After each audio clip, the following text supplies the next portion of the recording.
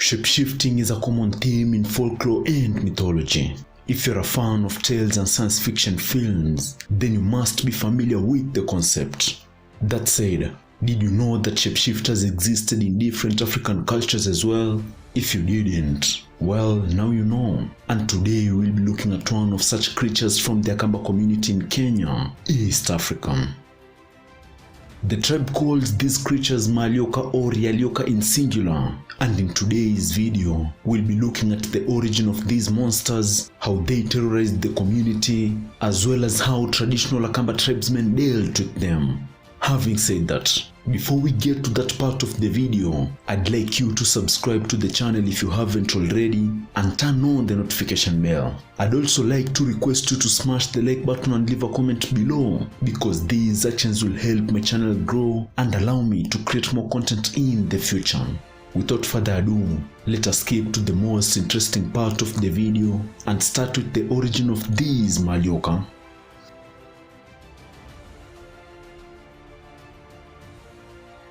I think I should use an example to help you better understand the origin of these 𝗤𝗪𝗪𝗪 according to the Kamba culture.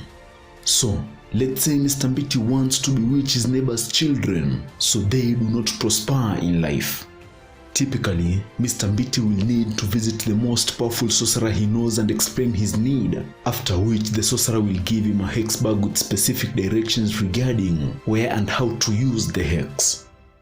During my interviews, I learned that these hex bags work the same way you must have either seen in Nigerian Obongo movies, which means that in Mr. Mpeti's case, it can be anything from a substance he needs to trick his neighbor's kids into consuming, or simply a tool that he'll be required to bury under his neighbor's home gate at night, so it can suck out all the good luck in the homestead. In addition to that, as expected, since Mr. Mpeti is dealing with the devil's agent, any solution he receives must come at a price. The price in this case will be a set of instructions Mr. Mpeti would receive from the sorcerer regarding what he wasn't required to do and things that were not supposed to happen to the hex bag. Here is an example of instructions Mr. Mpeti would receive.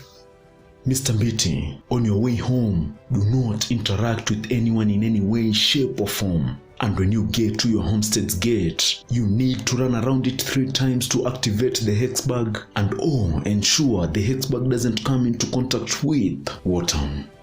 If for some reason Mr. Mpeti doesn't adhere to any of the instructions and he either first enters his homestead before running around his neighbors, or he is forced to have a heated argument with a fellow villager on his way home, then he will be cursed with an evil spirit that will make him turn into a combination of different animals every day. According to the Kamba traditional custom, 𝗤𝗪𝗪𝗪𝗪 will usually have the head of a dog, the tail of a donkey, the feet of a cow, and the body of a cheetah. Yeah, I know, that's fucked up. Anyway, in order to control the shape-shifting sessions and maintain some normality in his life, Mr. Mpeti in this case will have to go back to the sorcerer, who will give him a specific potion that allows him to transform during a specific season of the year. Now, since the modern calendar as we know it today didn't exist in the past, the Kamba came to associate the shape-shifting season with the peas season. Not though, the Kamba didn't really think that the grains had anything to do with the shape-shifting itself. No, after inquiring, I was told that it just happened that the communities will usually have to face the monsters when the grains were thick in the farms. Now, back to Mr. Mpeti. After drinking the concoction prepared by the sorcerer, he will also be given a totem that will activate the transformations, and here is how the totem worked.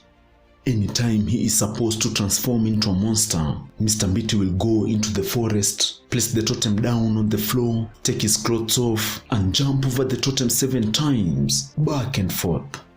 The 7th time is the one responsible for activating the transformation.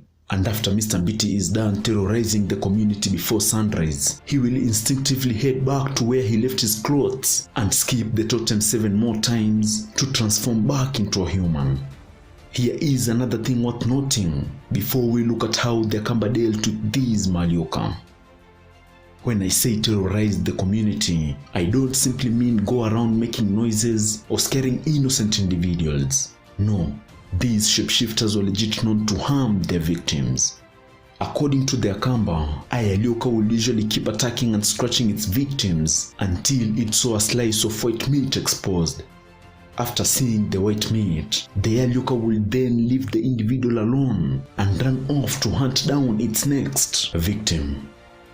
Now, let us take a look at how the Kamba tribesmen dealt with these monsters.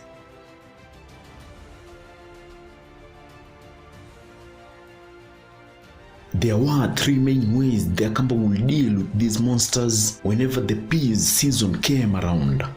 The first one was calling the monster by its real human name.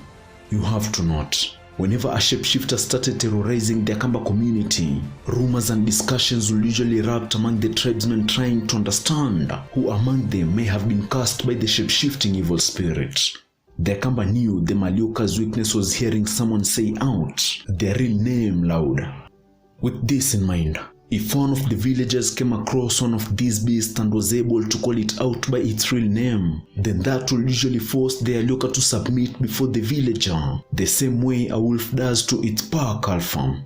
Subsequently, the 𝗤𝗟𝗣𝗣𝗢𝗥 would also promise to give anything to the villager as long as the villager promised to keep its identity a secret. According to the elder who narrated this tale to me, traditional Kambas were known to ask for things such as multiple cattle, but would still go ahead and disclose the identity of the 𝗤𝗟𝗣𝗣𝗢𝗥 to the community's council of elders, who will then take the necessary action against the shapeshifter. Now let's look at the second way. The second way the Kamba dealt with 𝗤𝗟𝗣𝗣𝗢𝗥 was using 𝗤𝗛𝗏𝗡s. If the community's effort to guess who in the village might be the 𝗤𝗟𝗣𝗏𝗡 failed to bear any fruits, then the second line of defense for the village will usually be a catapult and 𝗤𝗛𝗏𝗡s.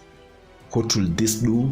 Well, if you hit a 𝗤𝗟𝗣𝗡 with a 𝗤𝗛𝗏𝗡, then the Kamba believe that this would trap it in its shapeshifting state forever and completely detach it from its human side.